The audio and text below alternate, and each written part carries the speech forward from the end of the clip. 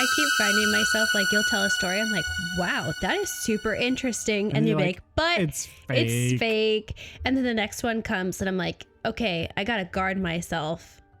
But that's super interesting. And then you're like, gotcha. Mostly made up. Got him. That's my favorite thing, though. Is like, why do we make up these stories? That's why I love urban legends. It's like, there's a reason usually why we make up these stories. The Late Night Legends podcast is meant for a mature audience. Topics covered may be violent or sexual in nature and are not suitable for sensitive listeners. Please be aware of your surroundings. For specific trigger warnings, please see the episode's show notes. Testimony shared by guests of this show are their own and do not necessarily reflect the views of the Late Night Legends hosts or staff. This podcast and any linked materials should not be considered medical or professional advice, nor is the information a substitute for the expertise or treatment from a professional. Listener discretion is advised.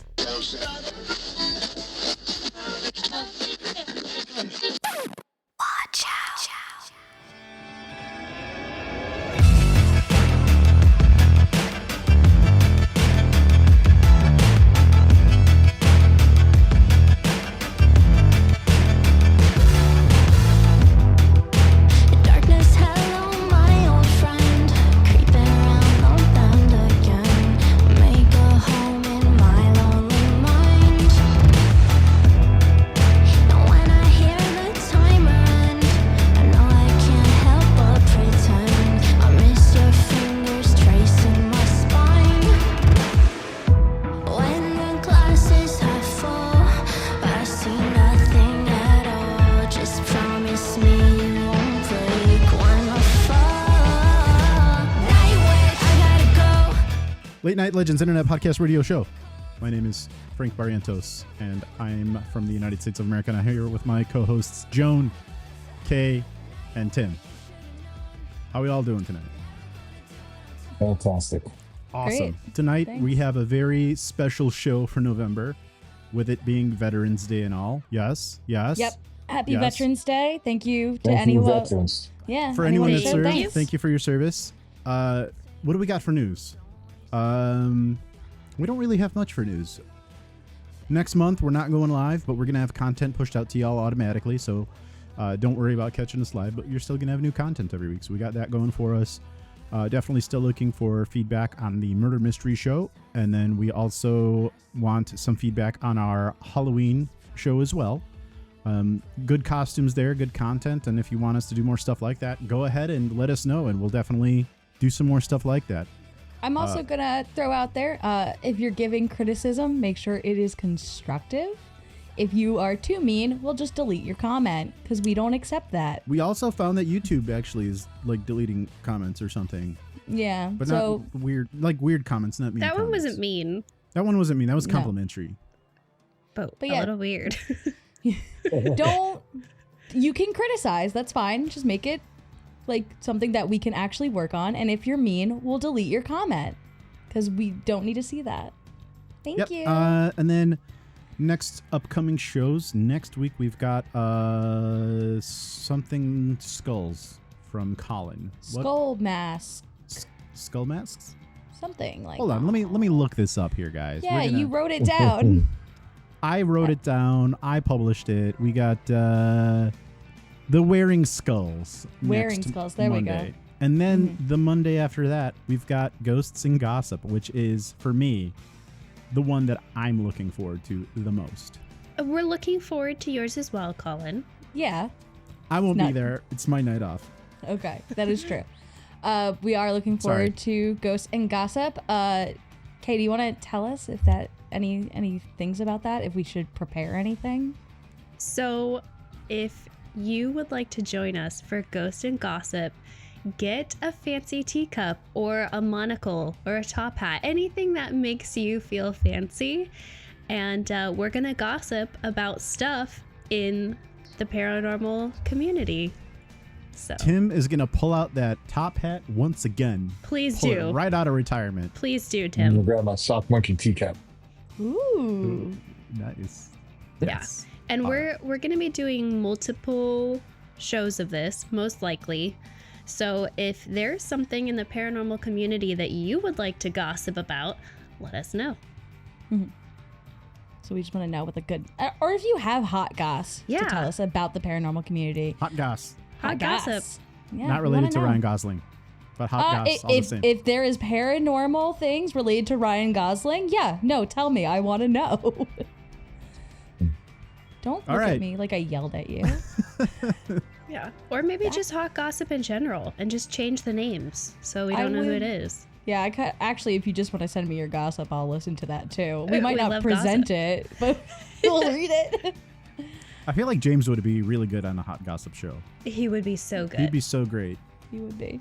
To me, If he'd only James. come back from getting cigarettes one day, that'd be great. You know, James left one day to get some scratchers and milk and cigarettes. And we're still waiting for him to come back. Tim. Dad, come home. We should send that That's the clip one to big on him. those scratchers. He must have won big on the scratchers. We All right, keep telling so ourselves. we're going to get into this topic tonight. Anybody else got anything before we hand it off to Joan? Kay, Tim, anything you guys want to talk about at all? Okay. No. Floor is yours.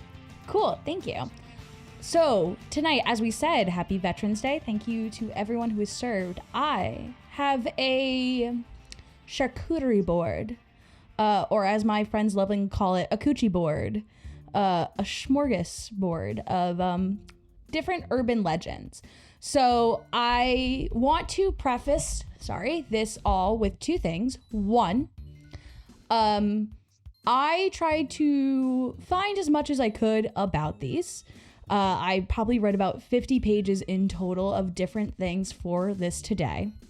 This does not include every urban legend ever in the military. So that's one thing. The second thing is there are some of these topics here that I know might be better to do full deep dives in. Frank, you're making a face. Is that No, all good? sorry. So Scaring the me. live audience can't see this as far as I know, right? No, they can, but I Yeah. just fixed it. I still had the title that I had for Super Balls last time. Whoops. It's cool. Fix it in Sorry. post. No, in post, we don't ever see those titles. in Yeah. post, so we're good. So that being said, after Frank fixed his self, this is not every urban legend ever. Some of these are ones I know people have said they want to do deep dives into. So I'm gonna just give you little tasties. Some of these are conspiracy theories. So the research that I have done does not make any of these true or false. There's just talks that they could be either, making them an urban legend. Some of them are some of them are definitely not true, but some of them might have a little bit of truth to it. Who knows? So what I'm saying is, this is just my opinion alone and nobody else is on the show, so don't get angry. Or at me. You can get angry at me. It's fine. Just okay. don't put it in the comments because we'll delete it though. No. I mean, just don't be mean to me, personally. I don't want to be yelled at. I'm talking to that one person who's like, I call bullshit on Joan and her video game knowledge. And I'm like, okay. What? That's fine. Don't What worry about it. happened? Yo, you want to pause the recording? You want to talk about? No. Let's talk. We'll talk after. No, I mean, they're probably not wrong. I'm like, you just didn't have to call bullshit. You could just be like, oh, Joan, you made a mistake. And I go, I probably did. Thank you for pointing it out. I'm telling you, ruthless. Ruthless. People are Ruthless. mean. Anyway, I'm just kidding. I'm just in my feels. Anyway. Brutal. So let's start with our first charcuterie. We're going to talk about Mr. Rogers in the military. Has anyone heard anything about Mr. Rogers being in the military? I remember the thing going around saying he was like a sniper who killed so many people. Okay. I didn't hear that about Mr. Rogers, but I did hear that about Christopher Lee, that he killed a bunch of Nazis and knew what it was like to stab a man in the back and all this kind of stuff. And he was on Spec Ops. He wasn't just a soldier. That guy was a fucking commando, which is really cool. But it's not Mr. Rogers. So I personally thought and have spread that story that Mr. Rogers was a Marine and that the reason he wore long sweaters was to cover up the sleeved tattoos that he had gotten in his service. I read that he Whoa. swam 3 hours every morning before like doing his day. Like he had like an Olympic swimming pool, like access to it, and like every day, like 3 hours or 2 hours of swimming, something crazy like that. That He might liked be to do true. his swimming before his killing. Yeah. before the killing. Yeah. So, okay. This all being said, the urban legend says that Mr. Rogers was either a Navy SEAL or a Scout Marine sniper during the Vietnam War. It was said that, in contrast to his kind TV persona, he was ruthless with a high number of confirmed kills. The actual truth, this one is like confirmed, obviously. Mr. Rogers never served in the military. He was born in 1928. After high school, he went straight to college and then started his TV career soon after graduating. Mr. Rogers, considering his birth date and America entering the Vietnam War in 1965, Mr. Rogers would have been 37 years old. To put that in perspective, the average age of soldiers in the Vietnam War was 22. I was going to use you as an example, Frank. Can you imagine Frank going in the Vietnam War? Just imagine if this was real for a second, though, and like finding out that one of your family members had been killed by Mr. Rogers, and then you see him on the TV like, hello, friends. How are you? He's like taking his shoes today?" off all smug. Yeah. My neighbor. And you're like, no. I No. won't. So yeah, anyway, he would have been too old. And the long sleeves were his way of to being presented as an authority as well as like a formal like person to both children and their parents. You can also think of this like along the same lines of like why he also wanted to be called Mr. Rogers and not by his name, which was Fred. He was very happy that people called him Mr. Rogers and not Fred Rogers. So that's the first one. Oh. So sad. He wanted to be. I really wanted him to be a sniper that killed a bunch of people. Right? He wanted to be considered an authority figure until he put the puppets on his hands. And He didn't put the puppets on his hands. They were in their own little puppet play world. You took the train wasn't to he get like there. the voice in the hands of the puppets? No, they were on I'm pretty stage. sure he was the voice of those puppets, Joan. He might have been the voice, but you didn't see him talk. And then they went because they went and took the train into the land of make believe. Yeah, and he was all that is where you meet Daniel Tiger, who then had a spin-off show on PBS Kids. I'm He's getting so sick. intense. This is only the first urban legend. It has nothing to do with it. Okay, Mr. Hacker, while you go, I'm in. I'm going to read you the next one. Okay? He was the puppeteer and the voice for those Okay. puppets. I remember him sitting down. That's fine. Anyway, moving on. The next one is the Alamo. We could never forget the Alamo, of course. However, the details about it can get a little hazy. Does anyone know how many people survived the Alamo? It's like 13 or 14 or something like that. Do I have that right? I don't know. I clearly don't know. A common misconception is that no one survived the attack on the Alamo. Didn't like Davy Crockett survive the Alamo? He did not survive it. He fought in it. He shit. did not survive it. Okay. Oh, man. Happy to know that there's something of truth in what I know, or what I guess I don't know then. So amongst the nearly 20 survivors of the 12-day siege and then the final attack were Joe, who was William B. Travis's slave, children, and women. One of those women being Susanna Dickinson, who was sent to Gonzales by Santa Ana to warn the Texans the fate which they would fall if, the fate which fell the Alamo would also happen to them if they kept revolting. So there were survivors of the Alamo. And I kind of feel like I know, hot take here, guys. Brace yourselves. As someone who had an education in New Jersey, I don't remember all the details about the Alamo. I was going to say you guys are remembering more than I do. I just went to San Antonio. That's the only reason I know anything about the Alamo right now. I don't know. I think I remember reading about it, but I was off. I guess 14 survivors, but you said there's 20? There's 20. Nearly 20. So, like, I don't know. I think there's like 18 I or think 19. it's like Davy Crockett, Jim Bowie, like a lot of those guys, right? Like, yes, like they the were knife in there, guys? but they did not survive that. Yeah. Okay. That's all I That's remember. why they're famous. Yeah. Yeah. Yeah. So moving on. So we're going to talk about the origin of taps. Now, taps is the bugle song that most often is associated with American military funerals. That's a burr, burr, burr, burr, burr, burr. That one. I was gonna play it in post, but now I don't have to because you just did that. Well, you can still play it in post. No, not needed. You can keep my dancing and the burr, burr, burr. Are you gonna? I might actually put those You should put 'em together. I was like, Yeah. wait. I was like, wait. Can you do like an edit where like I'm together? Like it's like not. I don't want it out, but maybe a short. Kay and I will Anyway. collaborate on a short. Okay. Is that disrespectful though? Like it's a funeral song and Joan's just It's associated with funerals. It's not necessarily a funeral song. Well, you know what? We'll talk about it anyway. Somebody's gonna fact check us so bad if we start declaring what that song is and isn't.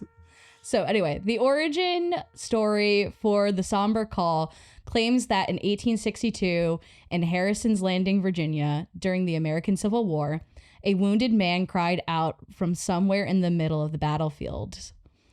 Union Captain Robert Ellicombe heard the pleas for help and went out to find the soldier. He found the wounded soldier, a Confederate, and realized he knew this man. It was his very own son. He carried his boy off the battlefield. The man succumbed to his injuries while being carried in his father's arms and passed away. Captain Ellicombe begged that his rebel son be given a proper burial with full military honors. However, this request was not granted due to his son being an enemy of the Union. The one honor he was granted was to have the bugler play as he was lowered into the earth. Ellicombe had found a note his son was carrying that had just 24 notes written down, and he asked for that to be played. This was the first time taps was played at a service. I literally have goosebumps right now. That Oh, makes do me you? Yeah. Get rid of them. Joan. It makes me it's such a Joan. sad story. It's such a sad story. It's a You'll sad. be remembered forever because of it. It's such a So sad there's story. some positive out of it. It's so sad of a story. Because in reality, the only part of that story, which is known to be true, is taps was written in Harrison's Landing, Virginia. Gosh darn it. Wow. I've She been took the fooled. wind right out of our sails, Joan. Been fooled. However, Second disappointed of the night. yeah, I know. It's terrible. What was the first? Her topic not being what she thought her topic was okay. going to be. Okay. I've already forgotten. And also seeing your face. Just kidding. That's not true at all. Joan is spicy tonight. I'm going to delete my mean comment from this. Okay. Anyway, it's not. That's in Harrison's Landing, Virginia. However, it was written by Union General Daniel Butterfield. According to warhistoryonline.com, taps was based on a quote, an ancient and long unused tune named Scots Tattoo. Tattoo being a Dutch military word, which meant that soldiers had to turn off the beer taps and head back down to their camps. Butterfield used taps as a means of a more soothing call to the soldiers after a day's work was done. Unquote. To which I, in a way, I find this just as moving if you consider that the song is a means to rest the soldier's soul and to let them know that they had fulfilled their duty and their hard day of work is done now. So you can still be moved by it. It's That just is- not. That is pretty moving. Okay. I'm going Yeah. through a little roller coaster right now. Wow. I giveth it, I taketh away, and then I give it a little back. I thought you were going to say it was sad because they had to stop drinking beer. That too. That's always a little sad too, when they turn the taps off and they tell you, go home. I think I'm the only one on this podcast right now, like out of all of us who drink. So I'm drinking pumpkin spice coffee. I got a Red Bull. Fresca? Nice. Yeah. In case drinking Red Bull. All right. nice. We're team caffeine. I'm drinking wine, which is a downer. So good night, everyone. After this. Next, what we're going to talk about is the Angel of Mons. So, the Battle of Mons was the first major engagement of the British Expeditionary Force in World War I. On August 22nd, 1914, they met with advancing German troops in the Belgian town of Mons. Being not only inexperienced, but also greatly outnumbered and suffering great casualties, the British needed to make a hasty retreat. This is when the angels appeared. Some claim that they were knights on winged horseback, while others say it was a cloud-like entity which drove the Germans' fire away while guiding the troops to safety. So what do you guys think about that so far? It reminds me when I was eating Red Baron pizza, and I'm like, is Red Baron a Nazi? No, I don't think he was. I think he might have been. I thought he fought the Russians. I don't know, but I was eating pizza. I'm like, man, this could be bad. No, because isn't that what Snoopy did? And he was Hey, Snoopy became the Red Baron. Snoopy and was from a past generation, Joan. Snoopy is well loved still. I don't think there's any controversy about Snoopy. Now I gotta fact check the Red Baron because I was thinking about that the other day and then I never looked it up. He's a World War I fighter pilot who did the cat and mouse things, or dog and dog chase. What He was German, but he was not a Nazi because He was a it was German World fighter War I. pilot. Yeah, it was before the Nazis. Yeah, it was World War I. World War Fun. No. Disagree. It was a fun World War. Anyway, that didn't answer my question that I had originally, which was, what do you think about the Angels of Mons? And you just went off on a tangent to something else. It is kind of paranormal, but I don't know. Like, those are two very different accounts, and I don't know. Like, personally, I wouldn't know which one. If they were kind of similar, I'd be like, okay, kind of have a vision in your head of what they might look like, but those are very different things. Okay. Anyone else? Thoughts? Undecided, yeah. I feel like it could go either way. Well, this legend is most likely just a case of mistaken identity. Fantasy writer Arthur Machen wrote a short first-person perspective story entitled The Bowman, which was published in the London newspaper, The Evening News. The story... Why did I put a period there? The story he had written... He had written several articles for the paper already, which gave factual accounts on the war. The Bowman, however, was a tale about a ghostly bowman from the Battle of Agincourt during the 100-Year War, conjured from a soldier calling on St. George and aiding to defeat the German host. So, this guy basically wrote a lot of factual things and then wrote a made-up story. Wrote a fiction article. Yeah, and then everyone's like, oh, that must be the same thing, right? Funny thing about him is someone asked him to cite his sources and he's like, I don't have any because I made it up. That's like me when I do a topic on this show. I don't have any made them up. And then a priest asked to make it into a pamphlet, and he's like, why would I do that? It's not a real story. And he goes, no, it has to be real. It has to be real. So that's part of that. I'm gonna hold your hand when I say this. It's not real. It's not real. That one's really not real. Sorry, buddy. Yeah. Moving on. We're still in World War I right now. Let's talk about Germany's factory of corpses. Oh. Yep. So, during World War I, there were talks that Germans were taking dead bodies from the battlefield and rendering them for fats, oils, glycerin, and even pounding down bones to powder to feed the pigs. The New York Times. What would you say? What is up with Germany? Yeah, what's up with They always said in World War II they were using people to make soap. That is true, like the Fight Club thing. That might have actually been taken from this, I'm not going to lie, or like a spinoff of that. So the New York Times ran with this story until they found out later the tale was planted by Brigadier General John Charteris, who was the chief intelligence officer of the general headquarters. General Charteris was given 2 photos showing a cart in each. One had deceased German soldiers, and the other had deceased horses in their respective carts. The images of the horses were labeled cadavers.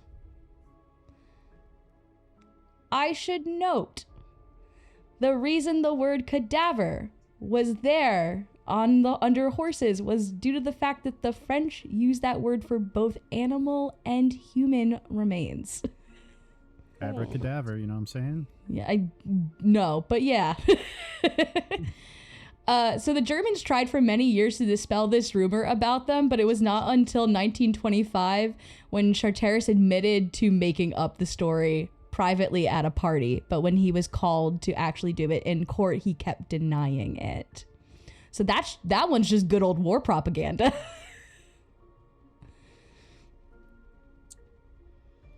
I like that one though. That's a good one. Oh, thanks. I didn't All make it bottoms up. from Mr. Rogers. Any words, phrases? No? Cool. I kind of wish it was more of a lighthearted topic, but it's very dark. Not gonna lie. I keep finding myself like, you'll tell a story, I'm like, wow, that is super interesting, and you're like, but it's fake. And then the next one comes and I'm like, okay, I gotta guard myself, but that's super interesting. And then you're like, gotcha. Mostly made up. Got him. That's my favorite thing, though, is like, why do we make up these stories? That's why I love urban legends. It's like, there's a reason usually why we make up these stories. So here's just some. Not that all these stories are made up. Just some have evidence that they are. Moving on, we're going to talk about World War I's wild deserters. These are not people who ate dessert, Frank. These are people who left the army when they weren't supposed to. So, I know. When will I hear the story about the streusel?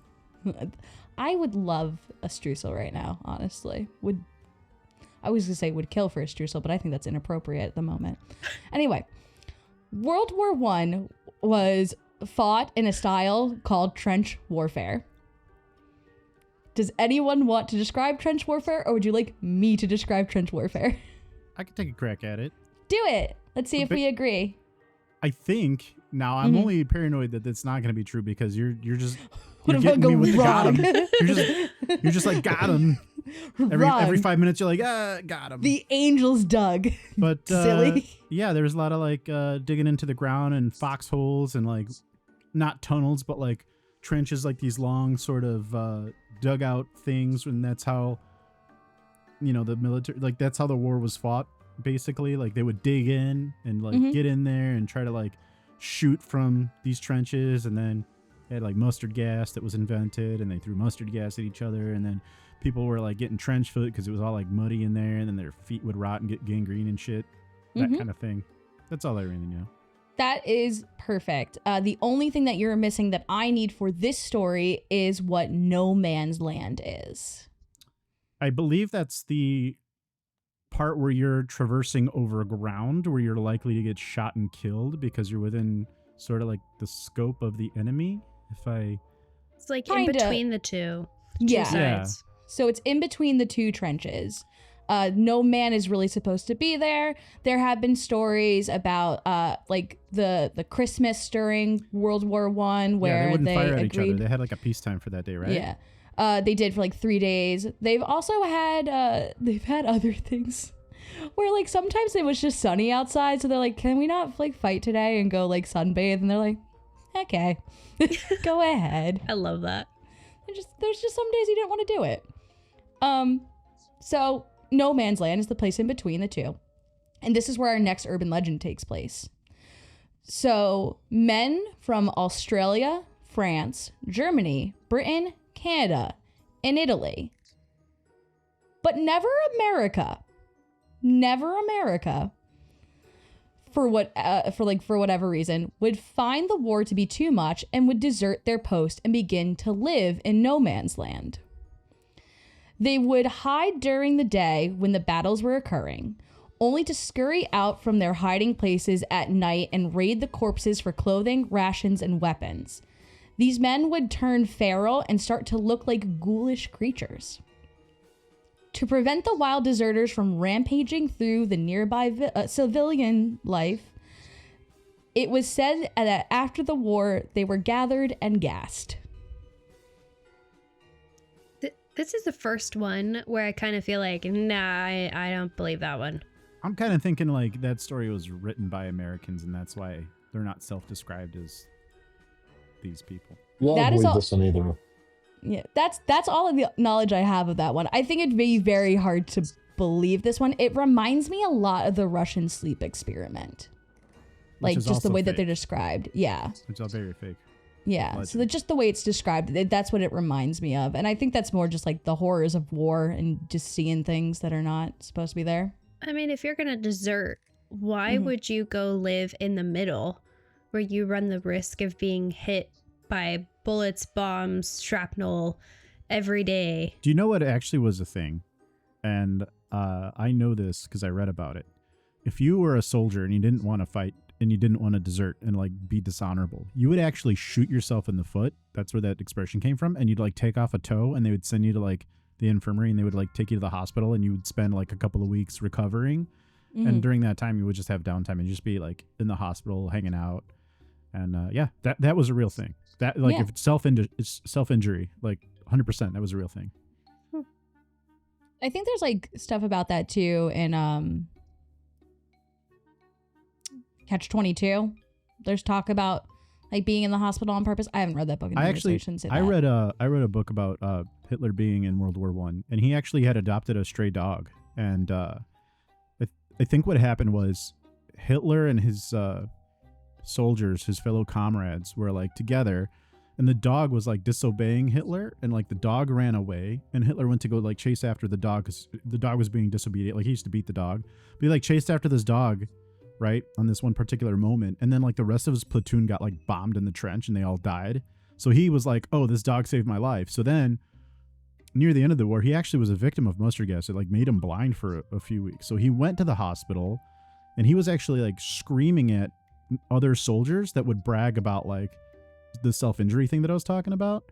But then he would like talk about his dog and how his dog like saved his life and stuff, which is crazy. Lots of crazy stuff going on in that war. Yeah. We'll get into that too in a little bit. Hitler stuff? Not necessarily Hitler, but we will okay. talk about World War II. Oh, cool. Yeah. The keys, I don't really feel like talking about Yeah, he's him like a minor specifically. player. Yeah. Not a minor player. I just don't feel like talking about him. Okay. So next one we're going to talk about is military stress card. So during the Clinton administration, there was said to be a physical card given to U.S. military recruits, which has a liquid thermometer built in.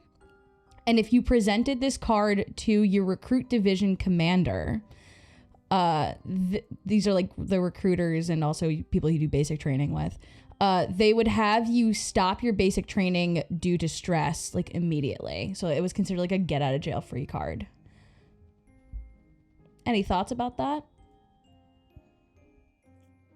I'm just going to guess no, because there'll be people who joined the service during that time. And I don't think that's true. Yeah. I know that there was no like regard for mental health. Like I know famously Patton as a general was given a lot of like bad PR because he used to send people to the front line if they were like having a breakdown or having like trauma. Like if he recognized you having trauma, like he was famous for like, he would like take his gloves off and slap soldiers in the face and send them to the front line if they're like freaking out. Weird. So like I know they didn't really have a lot of regard for like that kind of stuff. So I find it, well, you said the Clinton administration though, so that was a lot more recent. So maybe, but I know that like historically, like they don't give a fuck about your trauma when you're like boot camp and stuff. So I can't see that being super true. So there were cards given out, but not for this purpose, and it was like by the Navy and things like that. This is false. This is just not straight up, just not true. Some believe this rumor started during this time specifically because it was believed the American military was making basic training too easy. Can you guess why it was too easy all of a sudden? Because they wanted more people Well, yes. to pass. A kind of person. One of the women? Yeah, they blamed women because women were allowed to be in basic training at that time. They said they made it too easy because women were allowed to be in the military, or basic training in the military. Sorry. For Sorry, what? women. I thought Sorry, you was like, women. did you do it? No, I didn't. Did you vote for that? I didn't do it. For this next one, we're going to do a bit of theater. So I'm going to quickly ask, no offense to you, Tim, but just because I have them up. Frank or Kay, would you like to play a part in my little play that I'm going to do? Frank went last question, so I'll go this question. Unless you really want to act, Frank. No, do you I'm really? good. You can go ahead. I'm going to send you the script now. I am going to ask you to play... Oh, that's the wrong image. Don't look at that. Well, I haven't sent it to you. I'm going to ask you to play America, or the Americans in country? this role. Like the Statue of Liberty. America! Yes. Frick Fuck yeah! Curse on this show. Don't even. I'll bleep it out. Don't worry. Kimberly doesn't even swear. She's like, I love that video with that song and the bald eagle. Is that what's going to be? It's going to be the orchestral version of that. Yes. Okay. Such a great Okay, movie. I have the script. Okay. Thank you. Okay, the so strict whenever script. you're ready to play America, or the Americans, I should say. You're not America. The Americans. Go ahead. Okay. Mhm. Please divert your course 15 degrees to the north to avoid a collision. I am Canada, or I am the Canadians in this. Recommend you divert your course 15 degrees to the south to avoid a collision. sorry. They have to say Frank, sorry because they're Canadian. I'm in my... bad, Hold on. I'll shut my microphone off. Sorry. Let me go ahead and now. This is the captain of a U.S. Navy ship. I say again, divert your course. No, I say again, you divert your course. This is the aircraft carrier USS Lincoln, the second largest ship in the United States Atlantic Fleet. We are accompanied by 3 destroyers, 3 cruisers, and numerous support vessels. I demand that you change your course 15 degrees north. That's 15 degrees north, or countermeasures will be undertaken to ensure the safety of this ship. This is a lighthouse. Your call. End scene. They actually hate when you say that, but end Thank scene. you. So just so you all get the gist, this is a fabled conversation between usually Americans and Canadians. It could be between other things. It's usually the Americans who are the aggressor. Who could guess why? Not I. And it's always a ship coming and seeing something and demanding someone else move their course. And that person being like, we're a lighthouse, so you figure it out. So this is just like it's more of like a proverb in the way of like, don't be full of yourself and so hot-headed that you're ready for war at the drop of anything. So did that actually happen or nah?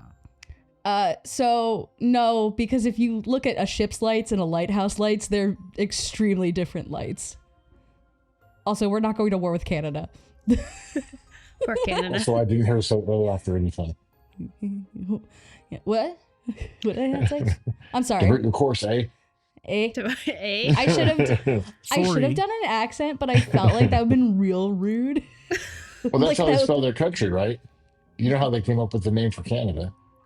They put letters in a thing. They pulled it out and said C-A, N-A, D-A. That's good. I love that. That's nice. That's good. We love Canadians here. I love We do. Canadians. I've been to Canada a bunch of times. I So like nice. Canadians. I do not like the Canadian government, but that's for a different show. They love to drink. They have a great time. I've been to Nova Scotia a bunch, and the guys up there, we spent more time in the bar, I think, than we did at work. I would really like to go to Niagara Falls and like Prince Edward Island and try some lobster and stuff. There's a lot to do there. Niagara Falls is good for like a day trip. It's a very touristy. One time, Justin, I'm just telling you. So I'll do like the touristy stuff here in Chicago. I don't care.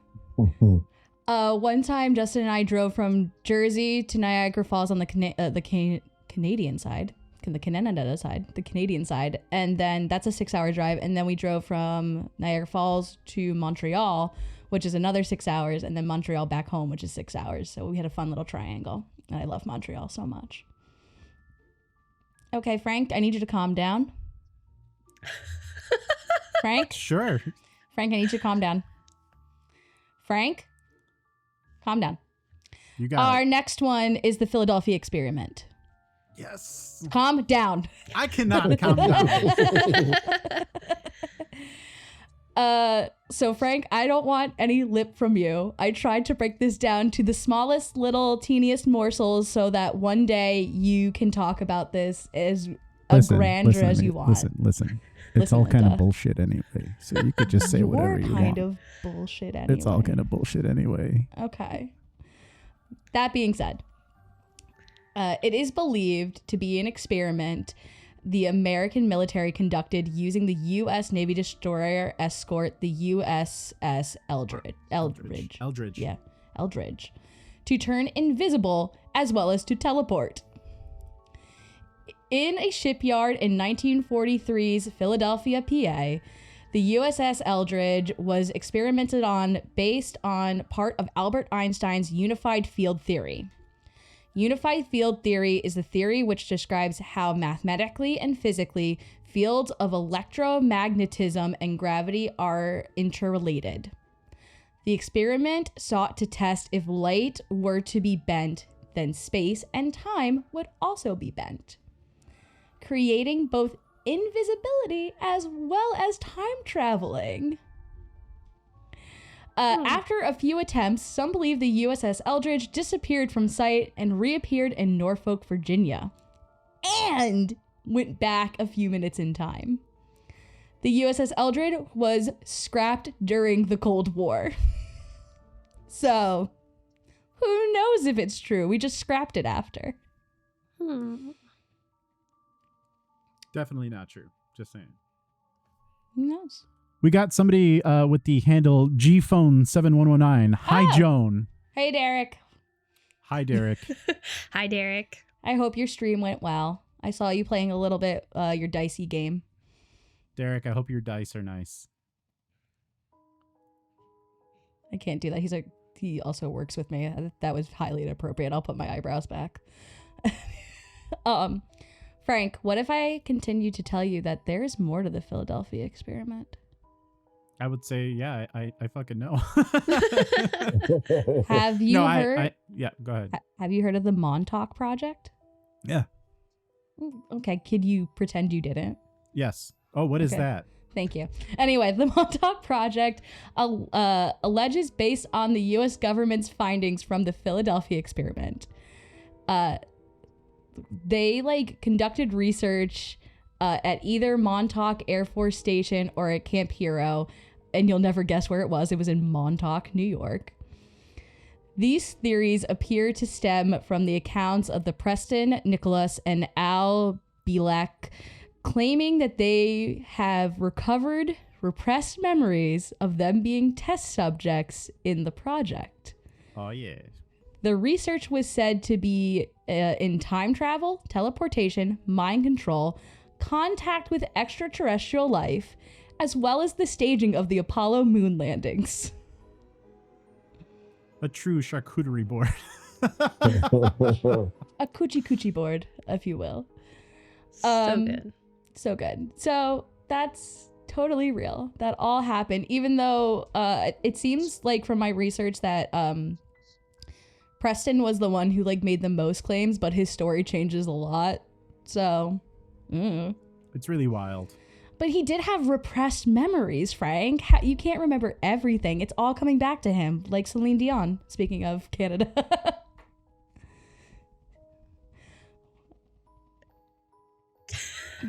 Anyway, he's just making faces at me. I don't even know. I don't know. You want me to say something? He's been making faces this whole time. Like you were stumbling over your words and he was like, I don't know what you want me to do. You want I'm me to make faces, not make faces? Say things, don't say things. So mean. Be hyped, calm down. I'm just trying to see where I'm supposed to be here. Anyway, the Wright-Patterson Air Force Base, also known as Wright-Pat, is an Air Force base outside of Dayton, Ohio, and there are many strange happenings at this base. Basically, every alien spacecraft that has like crash landed in the United States is at Wright-Pat to be studied. This includes the Roswell aliens, as well as their ship are said to be stored in Hangar 18. It is believed through studying these wreckages, we have gotten the technology of fiber optics, lasers, night vision, and the integrated circuit and particle beams. And Velcro. From them? Sure. Yeah. Velcro is one of those things that they said we got from extraterrestrials. Oh, like extraterrestrial technology. Okay.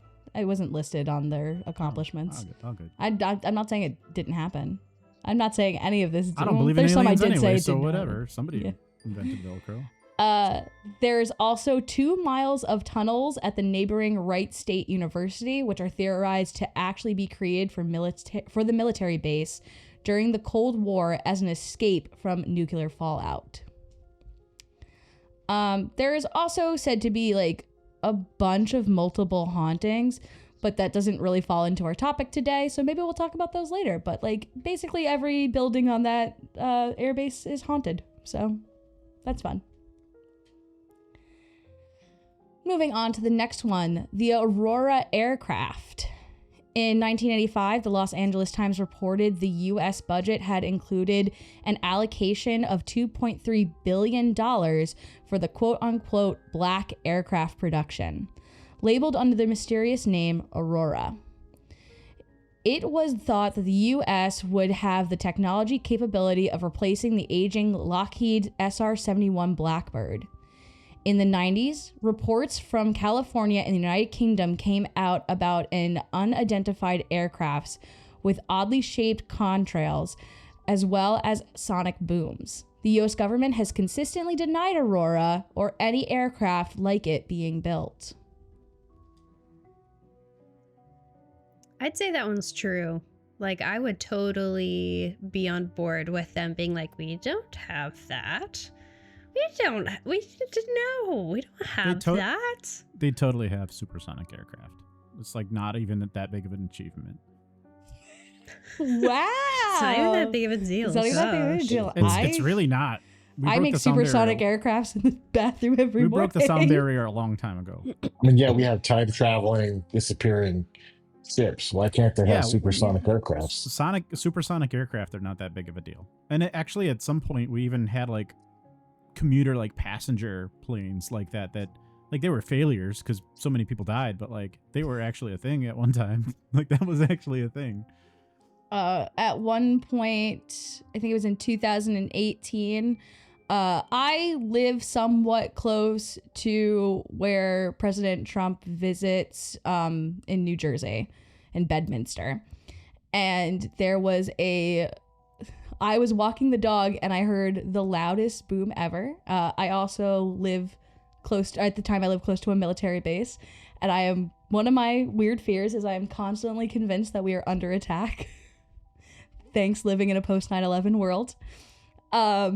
And it was so loud that my dog started barking at the sky, like that kind of loud. And it turns out it was a plane demonstration nearby that just like sounded like a clap of thunder, but it was heard to the county over.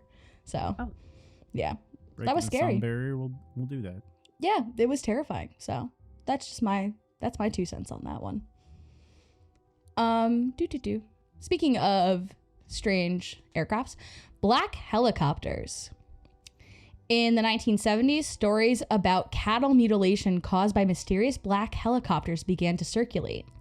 The stories about these strange helicopters died down until the beginning months of 1995, when Idaho's Republican Representative Helen Chenoweth claimed federal agents were landing black helicopters on ranchers' property to reinforce the Endangered Species Act. This made some of the American militia movement believe it was clear evidence that America was the target of a military takeover by the United Nations.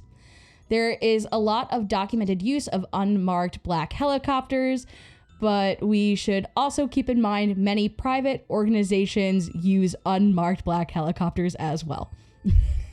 Just keep that in mind. So they were just landing in fields and mutilating cows and then just taking back off? That's what was claimed. Yes. Huh. I will say, from my experience, those claims never stopped. There's still black helicopter conspiracy shit going on. There was some about the hurricanes and hurricane relief and FEMA using black helicopter, unmarked black helicopters. That stuff, the black helicopter conspiracy stuff, never stopped. That's always been a thing. I believe that Joe Biden actually mentioned something in reference to people being conspiratorial or like believing conspiracy theories during when he was vice president for Obama in reference black helicopters in a speech. So, yeah. X-Files talked about them, and there's so much with like animal mutilation that's crazy. Mm-hmm. That's where you get into like weird like UFO territory too, because is that where we're going? Weird UFO territory? Is it? I don't want to. No, go ahead. Say what you're saying. I'm saying it. So with the animal mutilation, a lot of like farm animals are dead, and like they've got some wounds that are like with surgical precision. Mm-hmm. And so like farmers will find their dead animals on their land and be like, this cow has surgically precise open wounds that no human being could ever make them. So it's got to be extraterrestrial.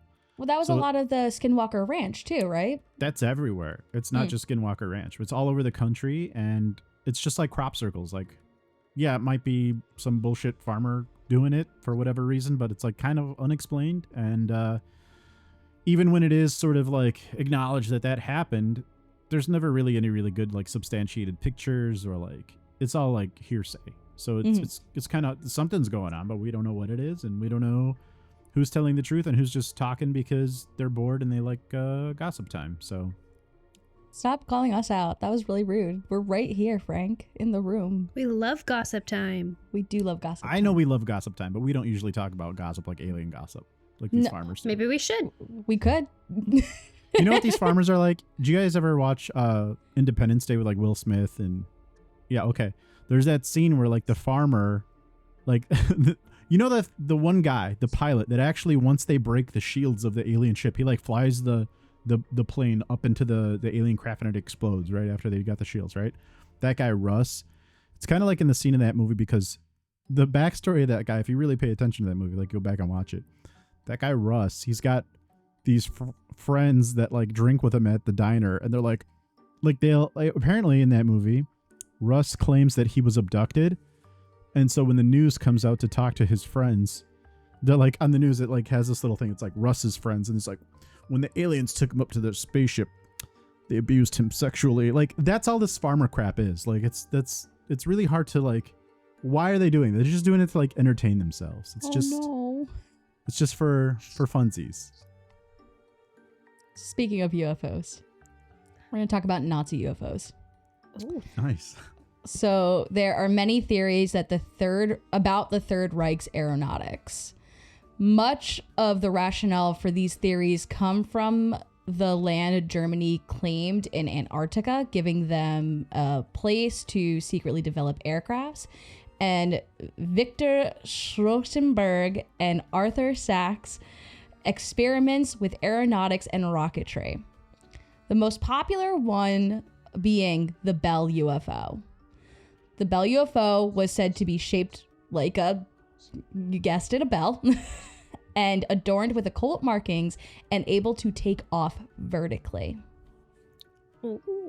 Mm-hmm. And that's all I have to say about those. There's a lot to pack it. with conspiracies revolving Antarctica. I won't get into it, but Yeah, there's a well, lot there. I tried to keep that one light because I figured the bell might be a full topic, or just aeronautics or secret weapons that the Nazis were said to have. As at the time. Shayna would say, it's a whole ass topic. It's a whole ass topic.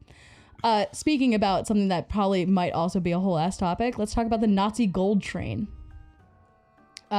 Claims Nazis sent out trains carrying gold and other treasures to assist in the tunnels under the Owl Mountains, and they were sealed under the earth to be retrieved later. During Poland's communist era, there were many searches conducted to find this treasure. However, none have been able to. In 2015, the search was revitalized when two men confessed from their deathbeds they knew the train's whereabouts. Using a radar system, they ended up checking 2 possible locations, and no treasure trains were found. So it could be out there still. But probably not. But it could be. But probably not. There is Nazi gold out there somewhere. Oh, That is believed. That is true. It Well, might just not be in trains. Yeah, probably in a mountain. Maybe not in a train, probably just hidden away somewhere. Yeah. Speaking of gold, let's talk about Yamashita's gold.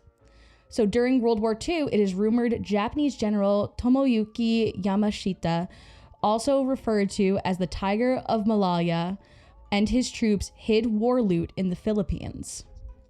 The Japanese were known to loot many of the countries they invaded, and the reason this one is spectacular is due to the lawsuit attached to it.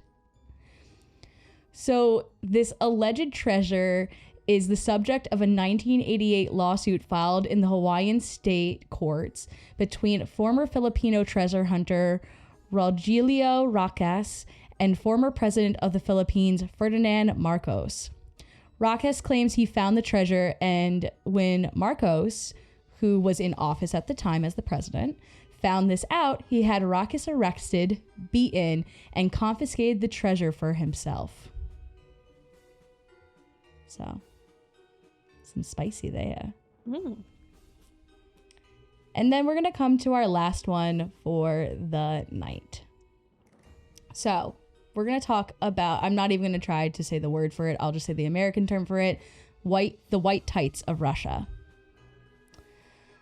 During the Chechen Wars, legends of beautiful Amazonian-like women with blonde hair and donning white tights being deadly assassins came out. These women were born in the Baltic states and had an almost genetic hatred for Russia. They were said to only kill in particularly emasculating way by shooing a soldier in the groin. And if this legend sounds a bit familiar, it may be due to the fact that Russians have trained women as snipers. Like, that is a known thing, That is especially true, yeah. in World War II. Yes. It was a very well-known thing. They would also use women to infiltrate different areas that might be hard, and even better if they had a child in tow with them, because no one would question them. So those were the military urban legends I have brought for you today. I hope you enjoyed. Good stuff. Thank you for that wonderful charcuterie coochie board of urban legends. Mhm. I like that. I also like that. Good, Frank. Stuff. What? It's okay when Kay says it, but when I say I like it, it's weird. I just feel like, and me too. I love lamp. I Are you love saying lamp. I'm like Brick Tamland over here? Where did you get a hand grenade? Tim, what'd you think? It was good. But there were Yeah. some good ones. Some I never heard, some that I heard before. It was fun. Which ones have you heard before? I'm just interested. The Mr. Rogers one I heard before. The Philadelphia experiment I've heard about before. Yep. Okay. Yep. And the helicopter one, because I'm from Idaho. Okay. Oh, yeah. Yeah, that would make sense that you'd heard that one. Kay, had you heard any of these before? I for sure had heard the lighthouse one that we acted out. Okay. Yeah. I think that's probably it. I feel like I might have heard one of the other ones. But yeah. Frank, I know you've heard some of them. I've heard most of them. I have not heard all of them. I didn't hear the lighthouse one. I didn't hear the I've never heard of the last one that you talked about with the the Russian babes that are killers. They're Baltic babes that are killers. Baltic- they killed Russians. Baltic babes that shoot you in the crotch. I never heard They that. would get That sounds very fun, upset if you confuse them. though. I mean, if I have to pick a way to die, there's worse ways to die. Am I right?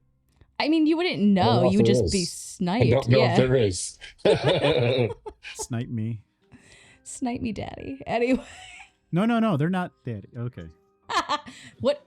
Yes, they are. They can be daddy. They can be mommy. They can be whatever they want to be. All right. Do you want? We can get into final thoughts. Who would like to start off? I'm always the last one to go, so y'all can do it. Do you want to go, Tim, or do you want me to go? I can go.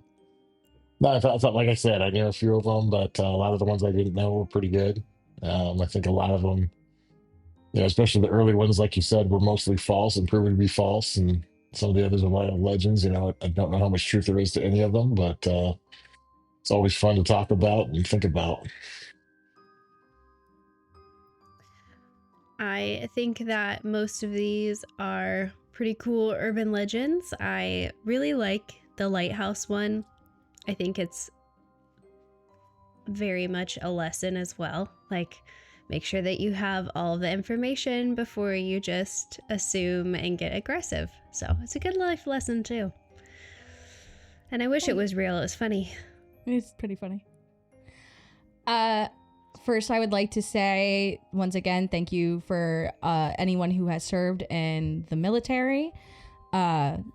Appreciate all of that. That is including my father-in-law. Thank you very much for your service, sir. I don't call him that. That's weird. And he would find it weird. I enjoyed these. I did not end up asking my father-in-law any about the Navy, but they are also a very superstitious group of people. A lot of people on the sea are, so that would be interesting. I would be so excited if any of this inspired anybody to ask for further details about some of them. So in the comments, if you liked any of these and you felt it was kind of short and you want to know a little bit more, first off, we always put our sources in the description. But if you want to hear a full episode, please leave that in the comments. I know Frank has talked before about the Philadelphia experiment and the Montauk project. As I said, something about secret weaponry, Nazi UFOs, gold, all that Nazi stuff. gold. Yeah. Black helicopters. It's a treasure A lot trove. of the occult also involved and stuff like that. So if you would love to hear more, please let us know in the comments. And I enjoyed doing this. Thanks for listening to my little sampler platter. Thanks. And I'll close up with the final thought, as I always do. I want to thank Joan for being one of the few people who've actually discussed actual legends on Late Night Legends, because we don't always get that, which is very rare. So 10 points to Gryffindor. And I'll say thank you so much for tuning in. I will say that these are some of my favorite things to talk about. I absolutely love... My favorite topics are the ones that are probably not true, but they're just fun to talk about. That's like my whole slogan, or that's like my personal motto when approaching this whole show. Like, the majority of stuff I actually don't believe in, but like I love talking about it. I love it. So again, just to kind of piggyback on what Joan said, if you like this kind of stuff, let us know in the comments. Let us know what you want to hear about. And we've been known to actually talk about the stuff that you want us to talk about. In fact, even last week, the only reason I talked about that topic is because it was suggested in a comment. And so we definitely read every single comment that you guys give us. We definitely also reply to a lot of them as well, as long as they're not mean-spirited, apparently. And we look forward to interacting with every single one of you. And I want to say thank you to the people that we are starting to recognize as being the regulars that watch us. We really appreciate you, and we hope to continue to provide you with content that you really enjoy. But with that being said, thank you for tuning in. Thank you for telling a friend. Thank you for sending this podcast to Grandma to listen to while she's on the train. And we will see you again next week.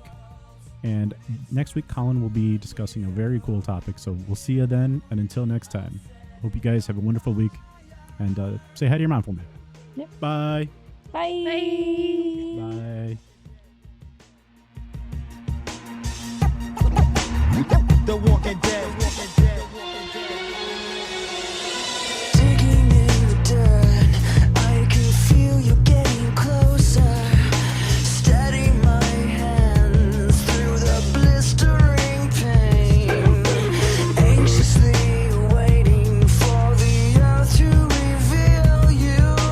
Wondering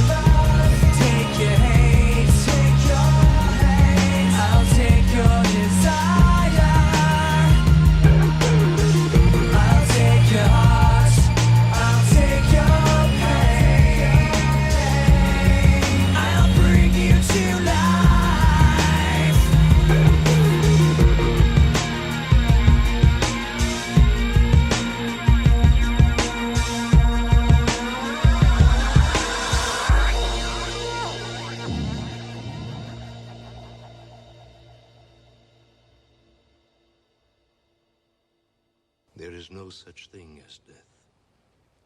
There is only change.